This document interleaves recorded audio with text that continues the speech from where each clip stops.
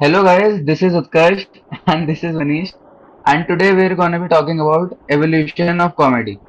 So time and again हमने देखा है कि कोई भी आर्ट फॉर्म होती है वो इवॉल्व करती है, राइट? और काफी सारे फैक्टर्स होते हैं जिसकी वजह से ये होता है।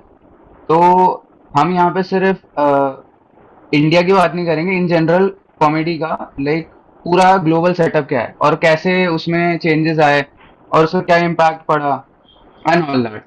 सो मनीष, आपको क्या लगता है कि with time comedy has improved या वही सीन रहा है, और ऑडियंस कैसे है, मतलब ऑडियंस भी इवॉल्व हुई है विद आर्टिस्ट और नॉट, मतलब सिंक्रोनाइजेशन कैसा जा रहा है? इम्प्रूव्ड या मतलब इम्प्रूव या खुद का खराब होना तो कहना गलत होगा, लेकिन ये कहा जा सकता है कि कॉमेडी इवॉल्व जरूर हुई है। और कॉमेडी के इवॉल्व होने के हम्म। पीछे सबसे बड़ी जो चीज नजर आती है कि उसमें comedian as well as audience दोनों के दोनों इवॉल्व हुए हैं। तो हाँ इसमें हाँ। सबसे बड़ी चीज है कि अगर सिर्फ कॉमेडी, अगर हम देखें कि सिर्फ कॉमेडियंस इन्वॉल्व हो रहे होते तो वो एक ऑडियंस के लिए इरेलीवेंट हो जाते कि ऑडियंस कहती है यार इससे तो हम रिलेट ही नहीं कर पा रहे।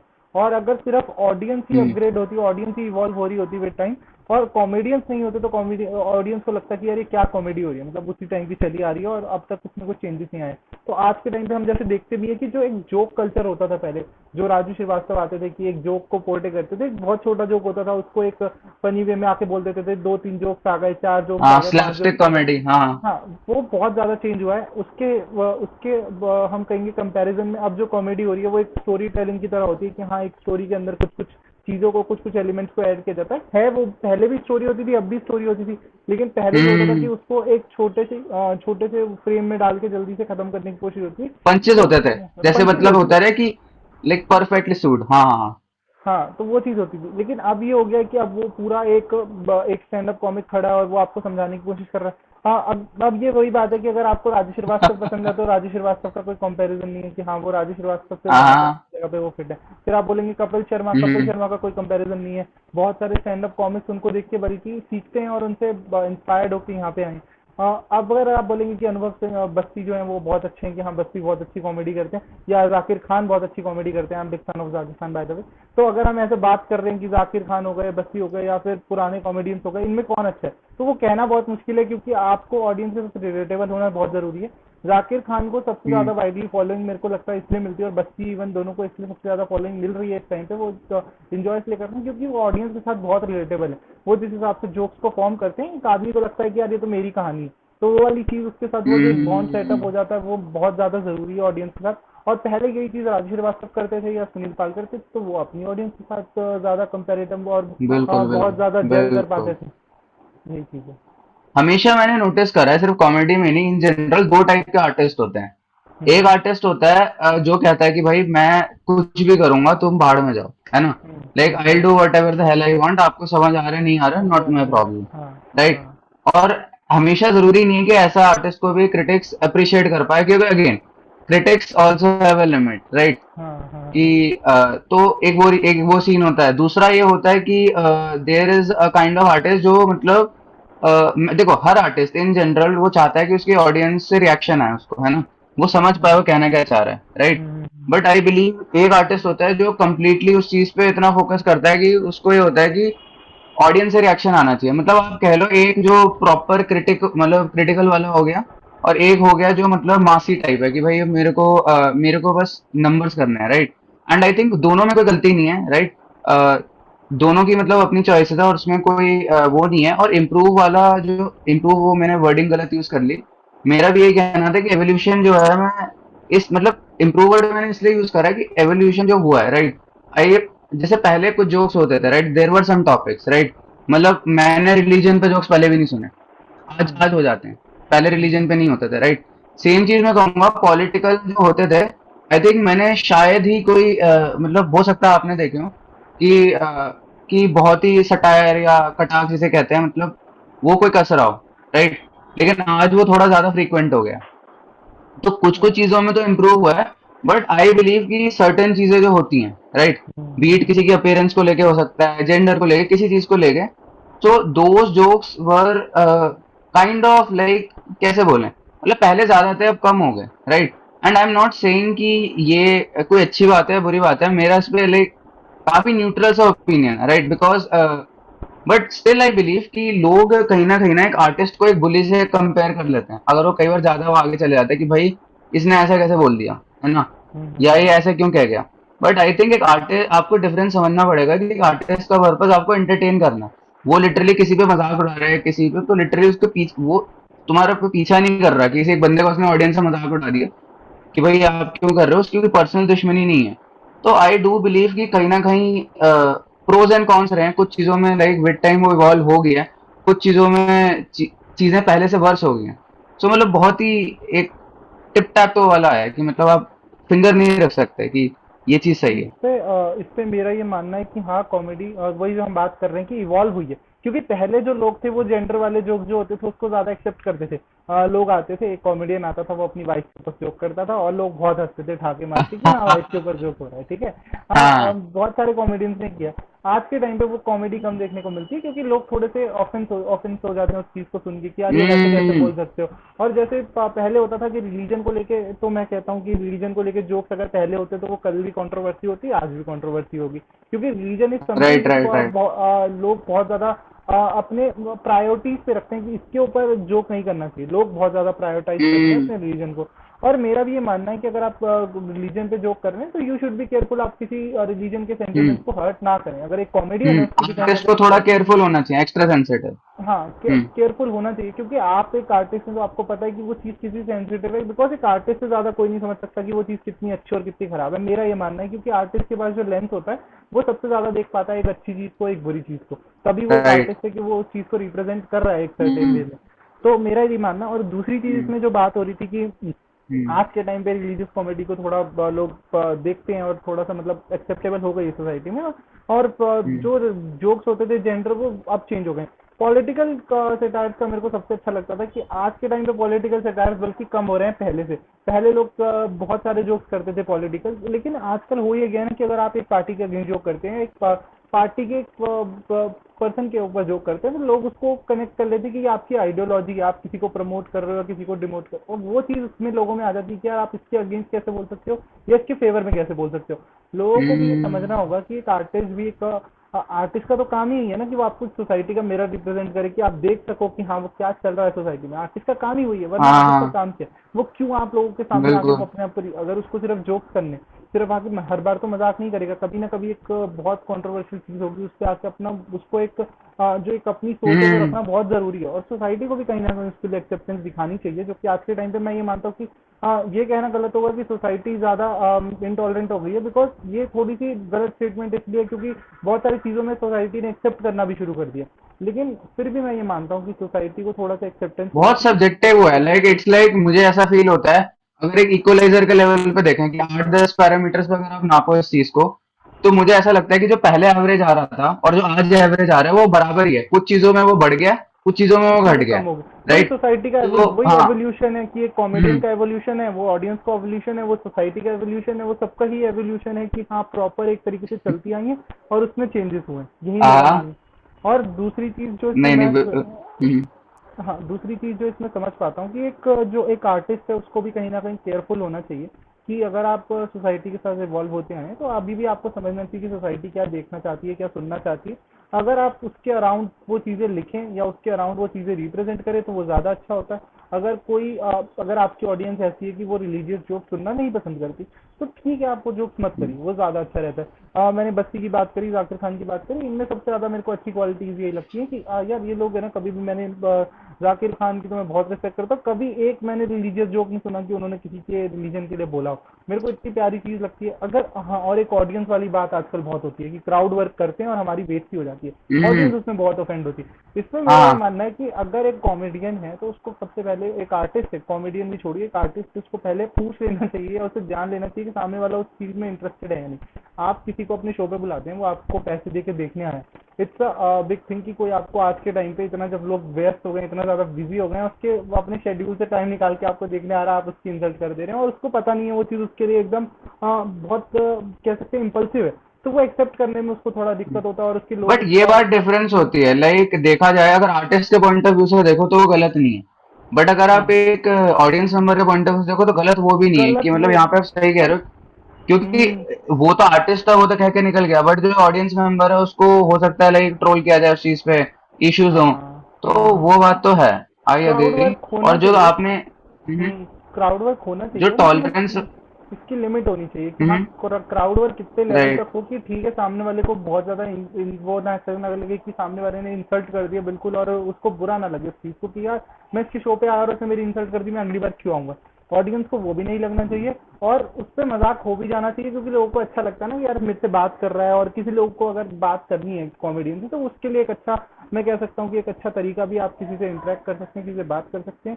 और एक जो लेवल ऑफ आपका डर होता है वो भी खत्म होता है, फियर खत्म होता है किसी से बात करने का। जो सामने खड़ा है उससे बात करना आसान हो जाता है, उससे कम्युनिकेट करना आसान हो जाता है, जो एक अच्छी बात भी है।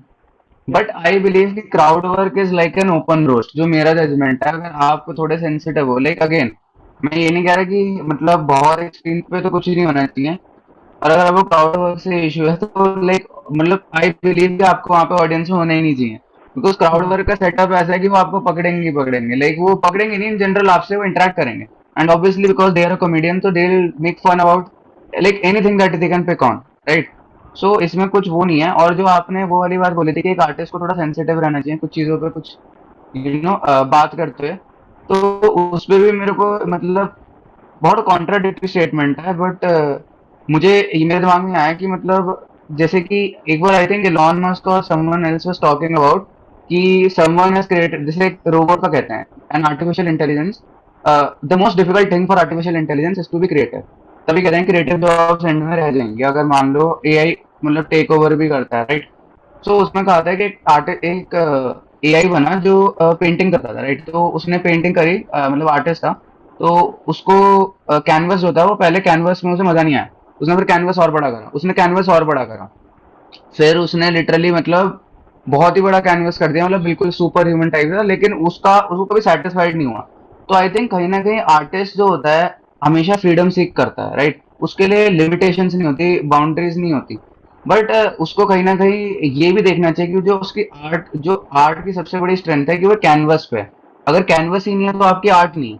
तो कहीं ना कहीं जो बाउंड्रीज होती हैं जैसे कैनवस के साइड में, तो वो आपकी आर्ट को आई थिंक और यू नो और एनहांस करती हैं। तो अगर एक आर्टिस्ट जैसे आप कह रहे हो बिल्कुल ही आप पे से बाहर चले जाता है, तो वो आर्ट नहीं रहती। फिर लोग कहते हैं कि हाँ यार ये ऑफ ऑफ रोड चलेगा, this is not art, this is bullying, और this is maybe derogatory और whatever blah blah blah. तो ये बहुत ही थिन लाइन है हम्म, जो एक मेरा भी आर्टिस्ट ये को ध्यान मानना है रखना कि चाहिए। एक आर्टिस्ट को फ्रीडम मिलना चाहिए, बहुत हद तक फ्रीडम मिलना चाहिए, लेकिन एक हम्म। आर्टिस्ट को भी थोड़ा सा केयरफुल रहना चाहिए कि एक level, certain level of intimacy cross ना हो विद द ऑडियंस, कि हाँ यार ठीक है, हम बात कर रहे हैं, दैट्स अ गुड थिंग। लेकिन उसमें हम्म। कहीं पे भी ऐसी लैंग्वेज जो आजकल जो बहुत यूज होती है, लोग समझते हैं कि गाली देना इज अ कूल थिंग, तो वो गाली दे देते हैं विदाउट एनी रीजन, उधर जरूरत नहीं है, हाँ। मतलब जहाँ जरूर, जहाँ एआई एक भी बहुत रोस्ट। ज्यादा जहाँ रिक्वायरमेंट है वहां पे आप बिल्कुल आप गाली दीजिए, उसमें कोई गलत बात नहीं है। हाँ। मतलब कई बार ऐसा होता है कि आप एक सिचुएशन को दिखा रहे हैं, एक सिचुएशन को हाँ। रिप्रेजेंट कर रहे हैं, वहां पे एक आदमी है, हम्म। उसका गाली देना जरूरी है, तभी आपको हंसी आएगी तो समझ आता है। लेकिन अगर आप एक पैटर्न ही हम्म। बना लेंगे कि मैं गाली दूंगा और लोग हंसेंगे, तो ये कोई बात, मतलब मेरे को हजम होने में थोड़ी दिक्कत होती है कि यार राइट। कैसे डाइजेस्ट करूं मैं इस चीज को, कि एक राइट। Artist right. को अगर आपको हंसाने के लिए अगेन हर बार सी। आपको गाली देनी पड़ रही है, हम्म। तो इसमें फिर एक कॉमेडियन फेलियर है। मेरे को लगता है कि अगर आपको हंसाने के लिए हर बार हाँ। गाली देनी पड़े, तो ये आपका फेलियर है कि आप उसको नहीं हाँ। दिखा पा रहे इस ढंग से। हम्म। हाँ, ये तो मैं मानता हूँ, लेकिन अगेन देखो, मैं आई एम समवन जो कि हाउ शुड आई से, जिसका थोड़ा सा ब्रॉड व्यू है रिगार्डिंग लैंग्वेज की, ठीक है। Some people are little rough with the language, कोई इशू नहीं है in doing whatever they do, right. But I think अगर आप जबरदस्ती like just for the sake, एक कूल दिखने के लिए आप बोले जा रहे हो, तब भी नहीं आप हंसा पा रहे, तो ये तो दिखाता है कि आप एज एन आर्टिस्ट कितने ज्यादा हैंडीकैप्ड हो। तो हम्म। सो आई डू बिलीव दैट कि एक आर्टिस्ट की सबसे बड़ी स्ट्रेंथ है कि वो canvas, like canvas is a limitation, right. अगर आप एक वे से देखो, राइट, कि वो लिमिटेशन में भी कुछ ऐसा ब्यूटीफुल बना सकता है जो नॉर्मल लोग नहीं कर सकते। तो आई डू बिलीव कहीं ना कहीं एक आर्टिस्ट भी अगर चाहे खुद को सेंसर करके काफी जगह पर, इफ नॉट ऑल प्लेसेस, वो अपनी बात को उस तरीके से या उतने बेटर तरीके से रख सकता है कि उसे अपनी ऑडियंस से वही रिस्पॉन्स आए जो वो एक्सपेक्ट कर रहा है, right. So there is always a better way, बस आपको काम थोड़ा ज्यादा करना पड़ेगा।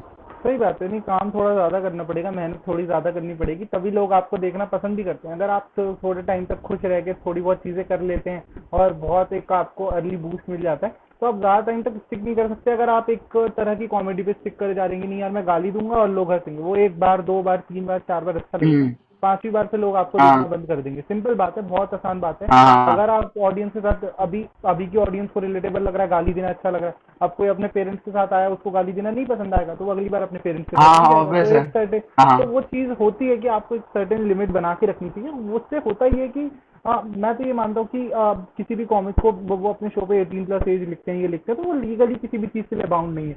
लेकिन वो मॉरली और सोशली बहुत बाउंड होते हैं, क्योंकि बहुत सारे लोग ऐसे भी देखने आते हैं जो बहुत हम्म। कम एज के होते हैं। जैसे एक बच्चा मैं यहाँ देखने पे आप एक चीज देखोगे। बोलना चाहूंगा हाँ, कि हाँ, पीबी शैली जो है, sorry to interrupt you, PB Shelley है, I think he said one thing that writers are unsolicited legislators of the world, right?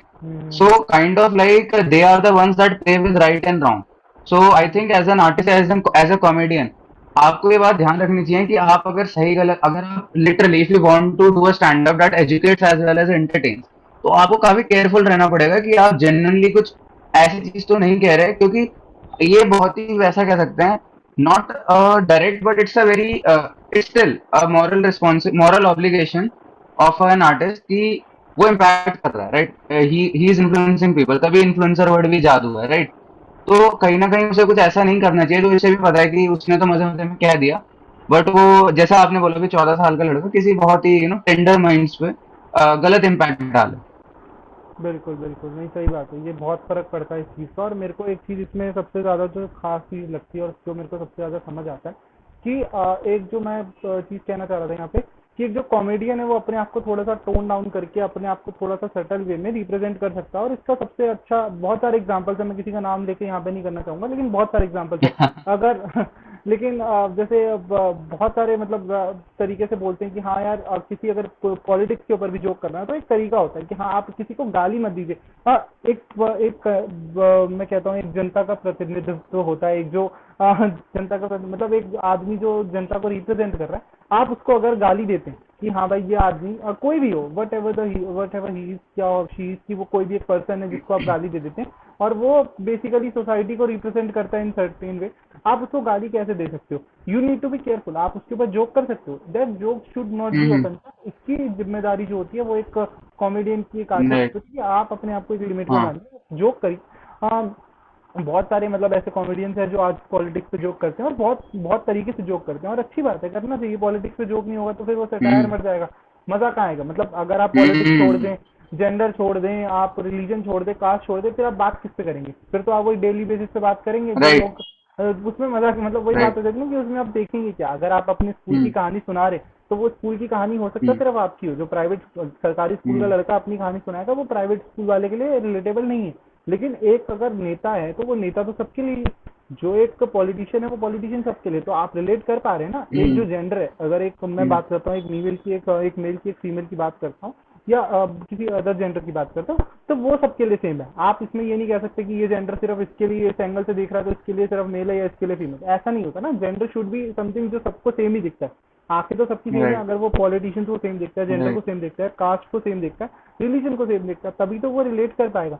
अगर आप एक यहाँ सर्टेन पे भी मैं एक चीज कोटेशन करना चाहूंगा, sorry to hmm, interrupt again, कि रोलैंड बार्थ्स था एक बंदा, उसने एक एक आई थिंक उसने एक चीज का इजाद करा था, डेथ ऑफ एन ऑथर। तो अगेन मैं मतलब इसको थोड़ा ब्रॉड कॉन्टेक्स्ट में भी ले सकते हैं कि डेथ ऑफ एन आर्टिस्ट, कि जब एक आर्टिस्ट अपनी आर्ट को बना लेता है तो उससे सेपरेट हो जाता है, राइट? कि अब जो लोग हैं उसे इंटरप्रेट करेंगे अपनी वे में, राइट? तो हम्म, उसमें कहीं ना कहीं, जैसे आप बोल रहे थे कि अगर आप इस लाइक, आप बेसिकली टॉपिक्स वही हैं, मतलब जो ब्रॉड टॉपिक्स है जिनके अराउंड आप बात करते हो, वो कहीं ना कहीं मतलब उसमें चीजें इधर उधर जा सकती हैं, right? And you can't play it safe all the time, तो ये भी एक बात है। तो वन शुड लाइक नो कि यार कहीं ना कहीं मतलब आई आई डू थिंक एक आर्टिस्ट को कोशिश करनी चाहिए कि चीज ज्यादा ज्यादा एंटरटेन करे और उसका इंटेंट गलत ना हो, बट स्टिल आई थिंक कि कहीं ना कहीं, बिकॉज आजकल इंटरनेट इतना है, इतने सारे लोग एक चीज को एक्सेस कर सकते हैं, कहीं ना कोई उसका एक नेगेटिव कॉनोटेशन में मीनिंग निकाल ही लेगा किसी भी चीज का, नहीं, अंटिल वो बहुत क्लीन ना हो। आप अपनी चीज को लेके हम्म। केयरफुल रहिए। अगर आपको लगता है कि आपका व्यू पॉइंट सही है, और एक आपने अपनी तरफ से कोशिश करी है कि आप किसी के देखिए जो एक स्टेज होता है एक जहाँ से आप परफॉर्म करते हैं, एक आर्टिस्ट जहाँ से भी परफॉर्म करता है, उसकी जिम्मेदारी होनी चाहिए कि वो हम्म किसी के फेवर अगेंस्ट में इतना ही बोले जितना उसकी अपनी पर्सनल आइडियोलॉजी ना हो। वो जो देख रहा है अगर वो फनी होना चाह रहा है तो वो फनी हो, हम्म। अगर वो सोसाइटी की किसी चीज को दिखाना चाहता है तो वो राइट उसको एज इट इज दिखाए, वो उसमें अपना आइडियोलॉजी ना घुसाए कि नहीं यार ये चीज ऐसे होनी चाहिए और राइट मैं राइट इसको ऐसे राइट। दिखा। उसका पॉइंट ये होता है अगर आप अपनी पर्सनल आइडियोलॉजी वहां दिखा रहे हैं तो वो एक आर्टिस्ट नहीं है, वो एक आदमी अपनी पर्सनल आइडियोलॉजी दिखा रहा है, फर्क है। एक जो पॉलिटिशियन होता है वो कभी कभार ऐसा होता है कि वो पार्टी की आइडियोलॉजी को रिप्रेजेंट करता है, एक जो पॉलिटिशियन होता है कई बार ऐसा करता है कि अपनी पर्सनल आइडियोलॉजी को रिप्रेजेंट करता है। लेकिन आप समझ पाते हैं ना, अगर एक आदमी बोलता है मैं ये मानता हूँ, एक आदमी बोलता है कि हमारी पार्टी का ये मानना है, दोनों बातों में बहुत फर्क है अगर आप देख पाते हैं तो। अगर एक आर्टिस्ट है, आप वहां खड़े हैं एज एन आर्टिस्ट, तो आपकी रिस्पॉन्सिबिलिटी तो ये है कि आप अपने आप को एज एन आर्टिस्ट ही रिप्रेजेंट करें, एज अ पर्सन रिप्रेजेंट नहीं करें। अगर मैं स्टेज पे खड़ा हूँ तो मैं एज अ आर्टिस्ट रिप्रेजेंट करूँ, मैं एज अ मनीष रिप्रेजेंट ना करूँ। क्योंकि मनीष जो है वो मनीष की अपनी एक अलग आइडियोलॉजी है जो उसको अभी रिप्रेजेंट करने के लिए बोला नहीं गया, उसको पूछा नहीं गया कि आप क्या सोचते हैं इसके बारे में। देखिए आप आगे बात कर लेते हैं कि मैं इस रिलीजन को बोल देता हूँ या इस कास्ट को बोल देता हूँ या इस पॉलिटिशियन को बोल देता हूँ, वो चीज एक सर्टेन लिमिट तक ठीक है, जब तक वहाँ वो मजाक हो रहा है वो ऑफेंसिव नहीं। आपने एक किसी को गाली दे दी वो तो हमेशा ही ऑफेंसिव है, किसी का मजाक, किसी रिलीजन का मजाक उड़ा देना तो एक ऐसी चीज है जो कभी भी सोसाइटी में एक्सेप्टेबल हो ही नहीं सकती, ना आज है ना कल है ना कल थी ना कभी होगी। इसका पॉइंट ये है ना कि religion is something very personal to someone. क्या कैसे आप किसी ऐसी चीज का मजाक उड़ाते हैं जो एक ह्यूमन के साथ हमेशा कनेक्टेड रहती है। वो चीज मेरे को लगता है कहीं ना कहीं उसको लेकर लोगों को केयरफुल रहना चाहिए। बिल्कुल।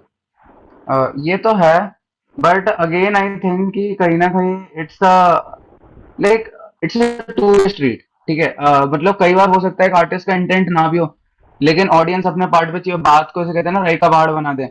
कई बार एक हो सकता है कि जेन्युइनली एक आर्टिस्ट का इंटेंट बहुत वैसा हो, राइट, और लेट से उसकी ऑडियंस भी लाइक उस चीज पे लाइक केयर ना करे, तो आई थिंक कहीं ना कहीं like it's very difficult to get it right.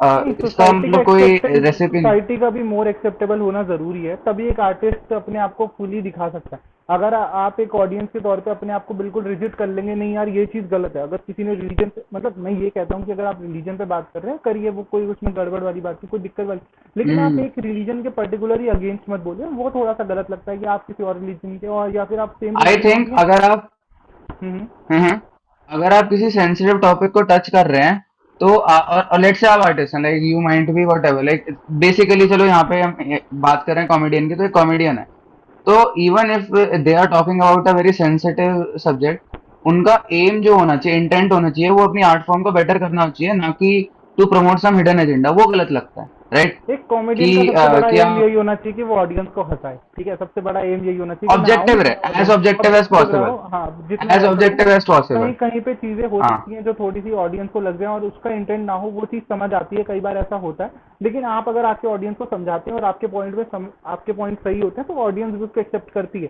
अभी जब मेरे को हम्म। मैं किसी का नाम नहीं लूंगा, लेकिन अभी एक पर्सन को जेल हुई थी इसी के रिगार्डिंग, तो उसके बाद उन्होंने आके अपना पॉइंट जो भी था वो आके बताया लोगों की, मैं ऐसा मानता हूँ, हाँ हाँ। मैंने वो चीजें ऐसी हुई थी थोड़ी बहुत। अब उसमें मिस इंटरप्रिटेशन हम्म। हुआ है उस चीज का, या सामने वाले ने अब चीजों को चेंज किया। ऑडियंस समझदार है, वो खुद जानती है कि उसको क्या देखना है क्या नहीं देखना। अभी भी उनके कहीं कहीं शो कैंसिल हो रहे हैं, जो मेरे को लगता है कि थोड़ा सा हार्श भी होता है एक कॉमेडियन के लिए यार, कि वो परफॉर्म कैसे करेगा वो अपनी आर्ट फॉर्म को। अब अगर उन्होंने इस चीज के लिए बोला है कि उनको जो भी था उनके अगेंस्ट जो भी प्रोसीडिंग्स होनी थी वो हुई, अब उनको उस चीज को छोड़ देना चाहिए और अब आगे बढ़ना चाहिए। गलत है किसी रिलीजन पे जोक करना, मैं अभी भी ये मानता हूँ कि अगर आप पर्टिकुलरली किसी रिलीजन को टारगेट कर रहे हैं वो हमेशा गलत है और हमेशा गलत रहेगा, नहीं करना चाहिए। लेकिन फिर भी एक आर्टिस्ट को थोड़ी खुली छूट मिलनी चाहिए बहुत सारी चीजों को लेकर कि हाँ आप बोलिए, कम से कम आपको कल बोलने ही नहीं मिलेगा तो आप फायदा क्या है आपका। मतलब हर बार आप एंटरटेनमेंट के पर्पज से नहीं जाते ना, तो आर्टिस्ट का काम एंटरटेनमेंट ही है, अगर वो आपको हंसाने आ रहा है, कॉमेडियन का काम हंसाना ही है। लेकिन कई बार तो वो ऐसी चीज बोलेगा ना जो आपको एक लेंस से दिखा पाए चीजों को, थोड़ा सा बड़े एंगल में, वाइडर एंगल में दिखा सके कि हाँ ये चीज है या ये चीज नहीं है, वो दिखाना भी जरूरी है। तो मेरा हम्म। ये मानना है कि एक आर्टिस्ट को थोड़ी सी खुली छूट मिले और एक आर्टिस्ट भी थोड़ा सा अपने पार्ट पे रिस्पॉन्सिबल बने कि हाँ ठीक है, दोनों अपनी रिस्पॉन्सिबिलिटी को पूरा करते हैं। मैं अपनी साइड से एक्सेप्ट करता हूँ एक आर्टिस्ट को, और आर्टिस्ट बोले मैं अपनी साइड से थोड़ा सा ज्यादा रिस्पॉन्सिबिलिटी से परफॉर्म करता हूँ, खत्म बात, वहां पे कोई इशू ही नहीं है फिर। अग्रीड। आई थिंक लाइक एक लाइक जैसे कि democracy is not a manufacture product, it's a process in the making, right? I believe कि एक आर्ट फॉर्म जो है, right, art itself, like literature बात कर लो, और लोग जैसे उसको परसीव करते हैं, वो हमेशा ही फ्लक्चुएट करता रहेगा, एंड आई थिंक करता भी रहना चाहिए, बिकॉज कहीं ना कहीं I think it tells more about the society. So in simple words, the Mm-hmm. conclusion is the audience needed to be more acceptable in their part, because it is necessary to give some freedom to artists. They need to represent or Right, communicate right, with the, right. yeah, they are required to represent or communicate with the audience in their comfort zone, and Right, right. and the artist also need to understand the comfort zone of the audience as well, कि इनको इस तरीके से represent किया जाए Hmm. कि सामने वाले को ऑफेंसिव भी ना लगे और हम उस तक की बात करें।